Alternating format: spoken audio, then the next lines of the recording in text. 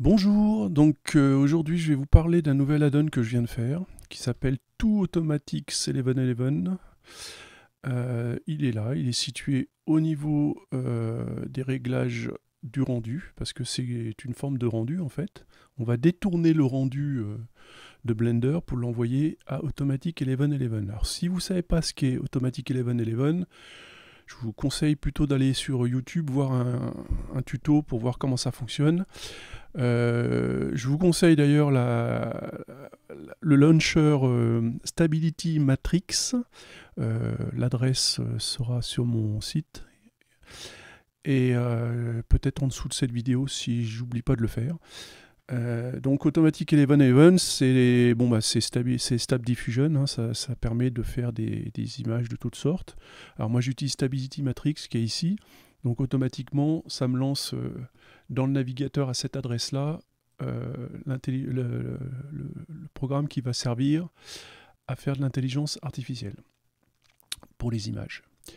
Donc je vous passe vite fait les détails. Il faudra absolument pour utiliser mon add-on que vous ayez dans Automatic 1111 le control net d'installer. Il est ici pour moi, vous voyez, la petite case. Alors quand vous avez installé, si vous ne savez pas comment ça s'installe, vous allez dans les extensions, vous allez dans les available. Normalement l'adresse ça doit être la bonne, ça doit être ça. On fait un load from, et puis voilà, il y a toutes les extensions qui sont compatibles avec Automatic 1111, et y compris ControlNet qui doit être dans la liste quelque part là-dedans. Et quand vous faites le bouton install sur la droite, eh bien ça va vous installer la chose. Et ensuite, il ne faut pas oublier d'appliquer le programme et quitter et tout relancer. C'est-à-dire, si vous avez Stability Matrix, c'est le launcher, il est ici, hein, c'est ça. Faudra le relancer aussi. Donc il faudra faire arrêter, enfin il sera arrêté d'ailleurs, et il faudra appuyer là sur le bouton, voilà, je viens de l'arrêter, le bouton launch, lancer pour lancer le programme. Autre chose d'indispensable, une fois que vous avez Matrix d'installer avec automatiquement Automatic 1111, il faut savoir que le launcher Stability Matrix se charge de charger toutes les librairies, vous n'avez rien à faire. En un clic, ça vous installe tout. La seule chose qu'il faudra faire, c'est lui indiquer un dossier, et à l'intérieur du dossier, tout se trouvera. Je vous montre vite fait où se trouve le dossier. Pour moi, je l'ai mis dans Z. Voilà, il est là-dedans, et en fait, ça va vous créer le launcher qui est là, et avec le dossier data, et à l'intérieur du dossier data, vous avez tous les dossiers, modèles, etc., qui sont utilisés par l'intelligence artificielle. Voilà. Et le package, il y a vraiment le Stab Diffusion Web UI, c'est l'interface que j'utilise, que beaucoup de gens utilisent, qu'on appelle couramment Automatic 1111, mais en fait c'est Web UI. Et à l'intérieur de ça, vous avez un fichier qui est très important à connaître, c'est celui-là. C'est, si vous utilisez une autre installation que Stability Matrix, c'est ce fichier-là qui s'appelle webuiuser.bat. Il est important parce que lorsqu'on veut regarder à l'intérieur, vous avez cette ligne-là, cette command line, argument, et là il faut absolument mettre ça pour que ça puisse marcher avec mon add-on, parce que sinon ça ne marchera pas. C'est ce qui va permettre à WebUI, donc Automatic 1111, de recevoir les commandes de l'API en fait, pour pouvoir télécommander en quelque sorte le programme. Alors si vous l'avez ici, moi je l'ai installé ici pour la forme, mais en réalité avec Stability Matrix, il n'y a pas besoin. Il suffit juste de venir ici dans cette petite icône là, et en fait vous avez juste à cocher cette case là. Voilà. Et ça vous installe automatiquement la chose, enfin le paramètre. Donc quand on lance, automatiquement, c'est compris dedans. Alors là, je vous fais vite fait le tour de Stability Matrix. L'avantage de Stability Matrix, c'est que vous avez tous les modèles qui sont présents ici. Là, vous pouvez même vérifier ceux que vous avez d'installés, ou les nouveaux, les prochains, etc. Les nouveaux, c'est comme ça. Et après, ça va automatiquement lire sur Civit AI les modèles, les derniers modèles en date, etc. Quand vous voulez télécharger un modèle, mettons que je vais télécharger celui-ci, vous vérifiez bien que c'est du 1.5, parce que mon add-on ne marche pas avec les autres modèles, mais pour Automatic 11, vous pouvez utiliser d'autres modèles, il n'y a pas de problème. Et il suffit de télécharger en cliquant sur ce petit icône-là, ça va se faire tout seul, et une fois que ça sera fini, ça sera disponible. Donc l'icône launch sert donc à lancer l'interface, donc il faudra bien à chaque fois tout relancer. pour repartir avec une configuration à 0. Et puis là, à partir de là, vous pouvez utiliser Automatics 11, mais ça, je vous laisse regarder sur YouTube comment ça fonctionne. Grosso modo, on rentre un prompt, on choisit un modèle. Ici, ça c'est important de l'avoir, le modèle. Si je le copie comme ça, je fais CTRL-C, je vais dans Blender, et dans Blender, sur mon add-on, vous allez remarquer qu'il y a un champ modèle. Et c'est là qu'il faut coller, donc CTRL-V, le nom du modèle que vous voulez utiliser. Donc vous pouvez changer de modèle par là. J'ai pas encore implémenté un système de liste qui va lire directement les modèles disponibles, etc. et les afficher. Donc on le fait à la main. Voilà. Si vous appuyez sur Reset, en principe, ça vous colle d'office le modèle qui est téléchargé avec Automatics 11, qui est vraiment le modèle de base par défaut. Bon, moi je préfère Photon, je vous le dis tout de suite, tac, donc je préfère mettre Photon. J'aime bien Photon, il est vraiment bien, il fait des belles images et tout. Voilà, donc l'add-on se présente comme ça. Vous avez un numéro d'adresse, c'est l'adresse, si vous regardez bien, qui est ici en haut sur la base sur la barre d'URL. Je vais pas y arriver, je bafouille aujourd'hui, c'est incroyable. Voilà la barre d'URL, et donc on la retrouve ici, puisque c'est par cette adresse-là que mon add-on va communiquer avec Automatics 11, d'accord ? Ensuite, vous avez différents modes. Là, vous avez texte ou image. Alors, quand vous êtes en texte ou image, ça va vous générer une image. Alors, attendez, hop, pour la forme, je regarde ça. Je vais l'effacer, ça. Enfin, je vais le fermer, plutôt, voilà. Et ici, donc, dans l'interface, vous pouvez choisir la résolution.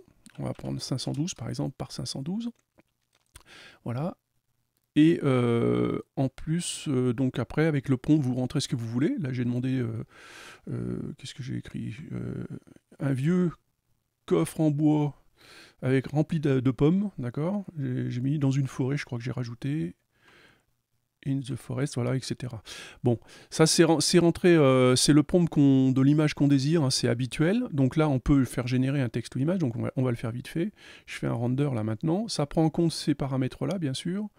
Et le negative prompt, c'est ce qu'on ne veut pas avoir à apparaître dans la photo, parce qu'avec Snap Diffusion, il peut vous afficher n'importe quoi, même des trucs un peu glauques, donc ça garantit, entre guillemets, que ça fasse pas de bêtises.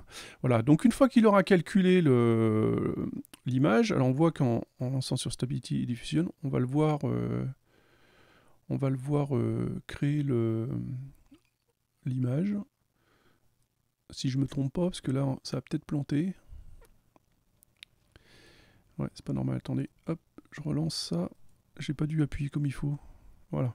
Donc là, l'image est générée, et donc automatiquement, parce que j'ai cliqué sur cette petite case, Auto-Open, ça va ah ben j'en ai généré 3, oui pardon, j'ai 3 nombres d'images, donc là, on va mettre une seule, ça suffit pour le test.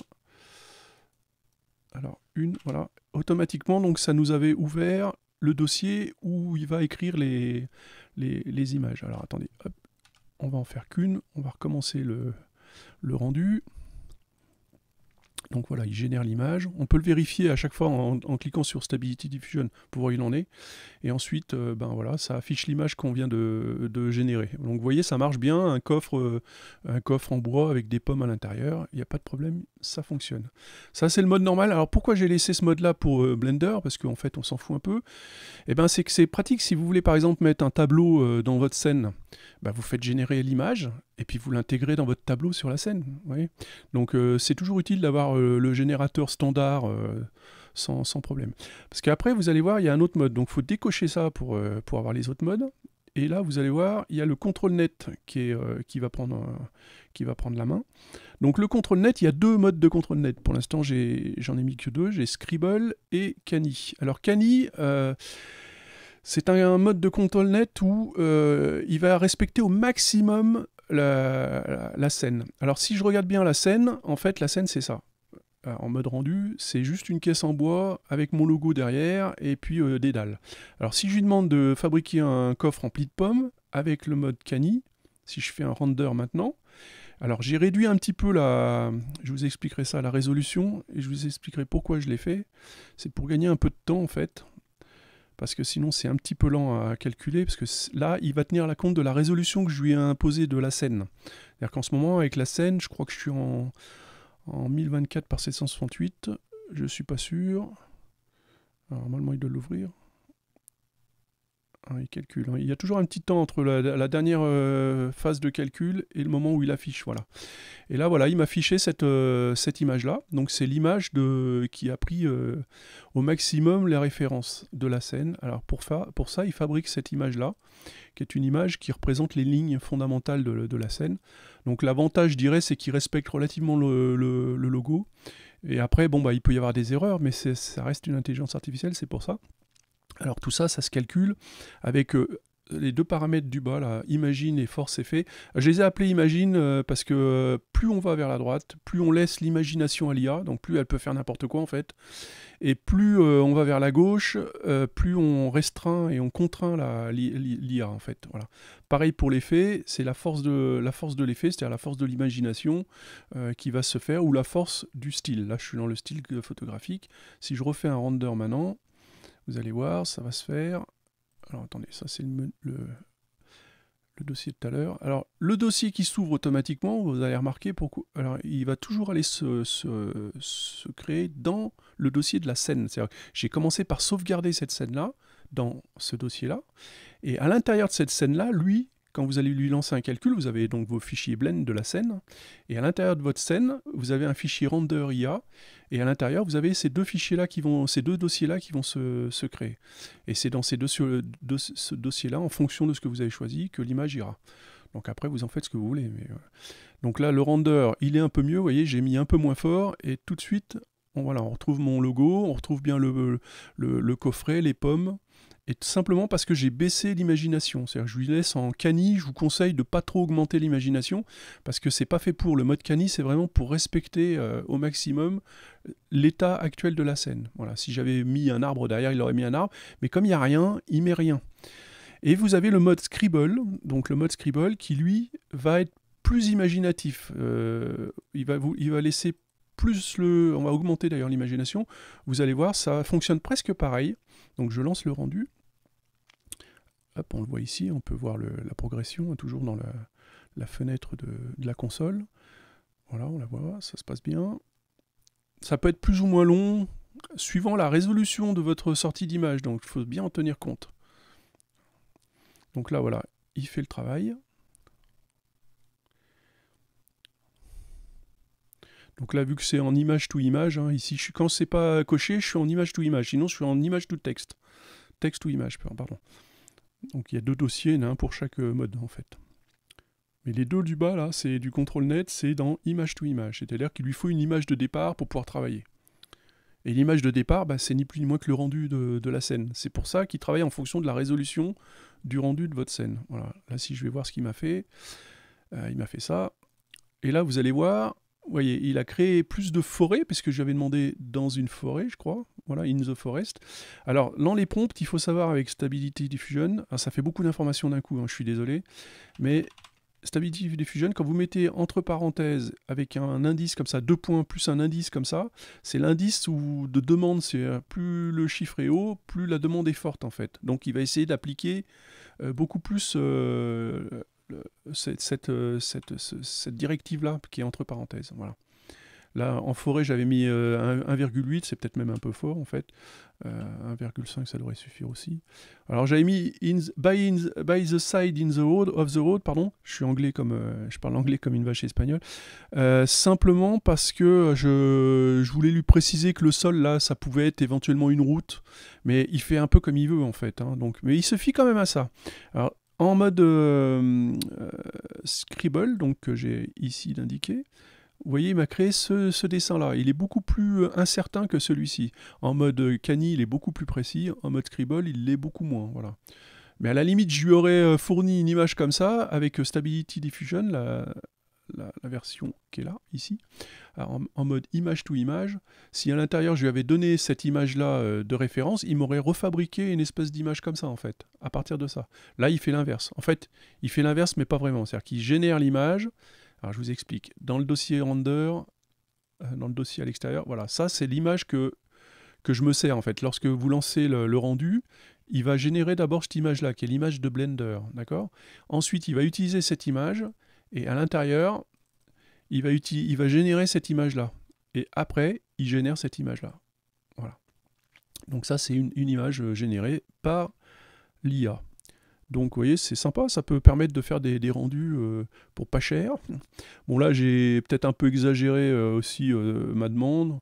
On va diminuer un petit peu l'imagination pour voir si ce que ça donne, vous allez voir. Après, c'est du tâtonnement. Et puis ensuite, je vais vous parler des styles. Donc là, il est en train de générer une image. Ensuite, je vous parlerai des styles. Et c'est fini, on aura fait le tour. C'est assez simple en fait à mettre en œuvre. L'avantage, c'est qu'on peut avoir un rendu différent de Cycle ou de Eevee, d'accord? Du coup, ça permet comme ça d'avoir des trucs sympas. Alors bien sûr, je ne vous conseille pas d'utiliser ça, par exemple, pour faire un concours dans un Discord. Vous allez vous faire taper sur les doigts, je pense, parce que on va vous dire non mais là t'as triché. Voilà, vous voyez, il a fait celle-là. Voilà, en diminuant un peu les effets, comme quoi ça sert à rien de monter trop fort les effets, imagine et force effets. On obtient des résultats très sympas avec peu de choses. Après, ce qui détermine aussi le résultat, c'est le modèle que vous allez utiliser, hein. Ça c'est vachement important. Il y a des modèles qui vont vous faire que des images nulles. Voilà. Et là, je suis dans le style photographique. Alors, vous allez voir, c'est amusant. On peut passer en mode, par exemple, pixel art. Tiens, par exemple, pixel art. Je lance le rendu. Et donc, il va utiliser le modèle, le style pixel art. Alors, attendez, je ferme ces fenêtres-là qui servent à rien. Sinon, je vais en avoir 15 000. Voilà. Alors, où il en est? Il en est là. Il calcule toujours. Donc sans quitter Blender, l'avantage c'est qu'on peut comme ça utiliser Automatics 11. Mais il faut l'avoir d'installer bien sûr. Et ça c'est une autre histoire. Alors je vous conseille d'utiliser ce programme, même si là j'ai prévu une case low VRAM, je vous conseille quand même d'utiliser ça avec au minimum une RTX 3000. Voilà. Peut-être 2000 ça passerait, mais je suis pas sûr. Après il faut quand même de la VRAM quoi. Un minimum. Voilà. Mais c'est comme pour Automatics 11. Voilà, là il m'a fait celle-là. Bon, vous voyez, en mode pixel art, ça donne ça. Voilà. Bon, c'est pour montrer qu'on peut, on peut influencer carrément la sortie, quoi. Qu'est-ce que je pourrais faire en pointillisme, voir ce que ça donne. Allez, on en fait une dernière.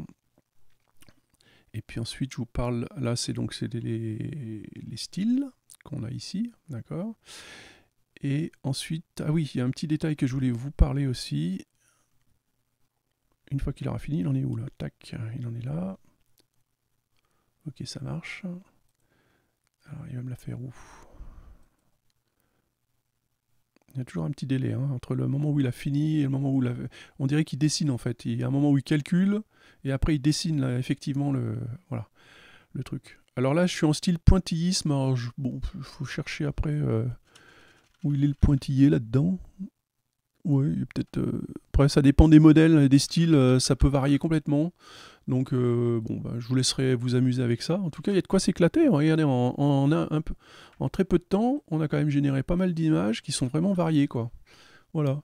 Tout ça pour une scène où finalement, il n'y a que dalle dedans, quoi. Il y a juste ça. Donc ça, c'est sympa quand même. Voilà.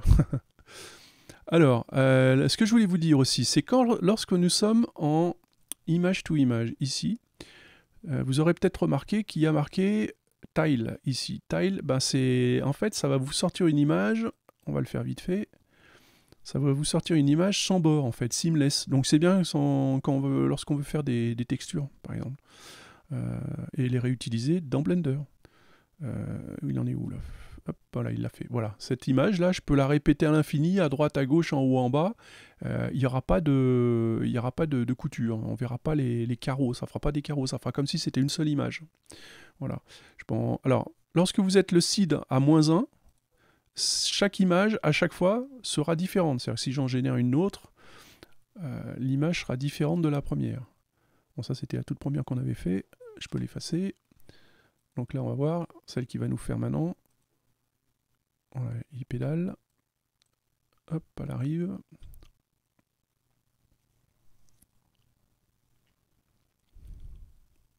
Voilà, ça c'est une autre image. Voilà, bon bah là j'ai demandé des pommes aussi, faut dire. Donc il aurait fallu que je demande du bois ou quelque chose comme ça. Mais bon, c'est pour que vous sachiez que cette petite case là sert uniquement à faire ce type d'image. Voilà. Donc il faut de la décocher pour avoir une image normale.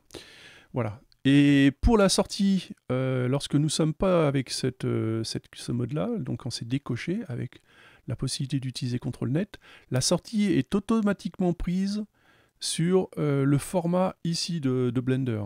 Donc là, vous voyez, je l'ai mis en résolution un peu plus faible pour pouvoir avoir des rendus plus rapides pour la vidéo. Voilà.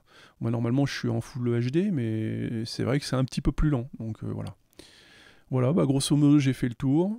Donc pensez bien à regarder éventuellement Automatics 1111, c'est un très bon programme qui permet de faire plein de choses intéressantes. Moi je continuerai un petit peu la donne, on verra ce que je vais faire après. Le Restore Face, là ici, c'est un paramètre qui est connu de ceux qui utilisent 1111. Ça permet d'avoir par exemple des visages moins déformés, ça améliore aussi le rendu. Par exemple, l'autre fois j'ai sorti un coffre, il y avait des ferrures qui n'étaient pas très jolies. Bah, le fait d'avoir coché ça, bah, ça m'a fait des ferrures qui étaient beaucoup plus jolies. Voilà. Voilà, bah grosso modo, vous voyez, il est rapide, il n'y a pas beaucoup de paramètres. Alors le site, c'est pour... si vous voulez refaire plusieurs fois la même image, vous prenez un site particulier, par exemple le site 2, là. On va voir, il va me le faire en image to image, donc ça ne sera pas là, mais il va s'ouvrir tout seul, grâce à Auto Open, là, ça va se faire. Quand il aura fini, on va regarder où il en est. C'est bien de recliquer sur la console, ça permet comme ça de se rassurer que tout fonctionne, que ça marche bien. Voilà, tac. Donc là, il va l'ouvrir. Vous voyez, il y a un petit temps d'attente entre le moment... Je crois qu'il le dessine, en fait. Il crée l'image concrètement, quoi. Et ensuite, il va nous l'afficher. Tout seul comme un grand. Voilà. C'est laquelle? C'est celle-là, je crois. La dernière. Ouais. 14h25, ouais, c'est ça. C'est la dernière. Donc, il m'a fait ça. Et donc, vous voyez cette image. Alors, on va effacer les autres pour être sûr que ça se passe bien comme ça. Je refais un render avec le même seed et vous allez voir qu'il va me ressortir strictement la même image. C'est pour ça que c'est important de pouvoir éventuellement garder un seed précis, parce que quand vous sortez une image qui vous plaît, l'avantage c'est qu'en réutilisant le même seed, vous pouvez la faire générer de différents styles différents. Ah oui, là je suis en style pointillisme en plus. Alors attendez, c'est pas... Ah oui, j'aurais dû prendre un style différent. Bon, je vais reprendre un autre style après. On va voir où il en est. Il va pas tarder à la générer. On va se mettre là, comme ça on le voit. Là. Là voilà, alors attendez, je supprime ces trucs-là qui pour nous, pour l'instant, n'a pas d'intérêt. Voilà, vous voyez, c'est exactement, je zappe sur les deux images, c'est pratiquement la même image en fait. Il n'y a pas eu beaucoup de différence. Toujours une légère variation. Mais voilà. Et donc, ça veut dire que si je veux utiliser cette image maintenant pour en faire, je sais pas, un style futuriste, par exemple, en forçant un peu l'effet pour bien montrer que ça va le faire, pour être sûr, tac, je touche pas au seed, le seed ça sera strictement le même, donc du coup il va me refaire la même image, mais dans le style futuristique que j'ai pas encore testé, donc j'espère que ça va bien se passer. Voyons voir, c'est parti. Let's go, let's go. Ça prend un peu de temps, ça dépend. Bah là, et à chaque fois, on a le temps que ça a pris, là, 22 secondes, vous voyez, tac. Là, ça prendra sûrement autant. 21 secondes, 13 secondes, ça dépend de la résolution, ça dépend aussi du nombre de steps, là, ici. Plus vous augmentez, plus ça va prendre du temps. Hein. Voilà. Là, il me l'a fait. Donc, vous voyez, il m'a fait un style futuristique. Alors, c'est ça, le style futuristique? Ouais. Il a modernisé le coffre, on va dire. Bon là j'ai mis un sol, on pourrait aussi se passer du sol, hein, et lui demander de faire un sol, de le mettre concrètement dans un bois ou je sais pas. Pourtant je lui ai demandé dans le bois, donc je sais pas, après il faut peut-être monter l'imagination pour qu'il lui laisser libre cours un peu plus. Ouais, j'avais laissé un peu bas l'imagine. Allez, je monte à 23, j'exagère un peu. Voilà. C'est parti mon kiki.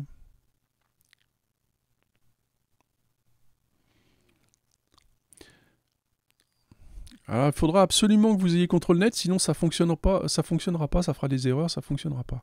CtrlNet c'est indispensable de toute façon, à partir du moment où vous installez Automatics 11, il faut absolument que vous installiez CtrlNet. Ça va installer aussi les modèles qui vont avec CtrlNet, il y a des modèles à récupérer aussi. Il faut quand même une bonne place sur le disque dur, parce que chaque modèle, ça peut aller de 3 à 6, 10 gigas, donc il faut de la place quand même. Hein. Mais bon, c'est sympa, après on a des bons résultats bien cool. Alors là j'ai augmenté donc l'imagination, je ne sais pas ce que ça va me faire, ça va être la surprise. Quand tu veux. Ah, le plat. Alors voilà. Vous voyez, il m'a fait un truc avec des dalles un peu... C'est un peu du grand n'importe quoi. Là, j'ai peut-être un peu poussé trop. Voilà. Bon, après, tout ça, faut le régler. Faut faire, c'est vraiment, faut faire des recherches là-dessus. Voilà. Ce qui est bien, c'est de faire générer plusieurs images. Et puis comme ça, vous pouvez en prendre une parmi les ratés. Si vous êtes quand vous faites un nombre d'images supérieur à 1, même si le seed il est à 2, c'est comme s'il sera à -1. Parce que -1, c'est comme si on lui demande de générer une nouvelle image à chaque fois. Donc voilà, le nombre d'images, si vous dépassez 1, ça compte plus, c'est -1. Il va vous générer autant d'images différentes, hein. Parce que ça n'a pas de sens de générer X fois la même image. Donc voilà. Voilà, bah je crois que j'ai fait le tour. Ben, sinon, pour l'installation, bah, c'est comme d'habitude, hein, c'est là-dedans que ça se passe. Il faudra l'installer là, et puis vous aurez la version. La documentation, là, cliquez pas dessus pour l'instant, parce que bah, j'ai pas mis de... Ah si, ah si. Ah bah, je me rappelle même plus l'avoir fait. Bon, bah, ça vous amènera sur mon site, en fait, et donc il faudra aller dans les downloads. Dans les downloads, il y a une première page qui dit Add-on Blender. Voilà, donc vous cliquez sur Add-on Blender. C'est mon NAS, hein, donc c'est un petit peu lent. Il est ouvert de 10h le matin à 19h le soir. Voilà. Et donc, voilà, vous avez tous les add-ons que j'ai fabriqués jusqu'à maintenant avec une explication. Et Automatics 11, il est là. Et dedans, lorsque vous rentrez à l'intérieur, voilà, vous avez la page d'explication, comment ça se passe pour l'installation, tout ça, tout ça. Voilà. Je vous remercie de m'avoir écouté.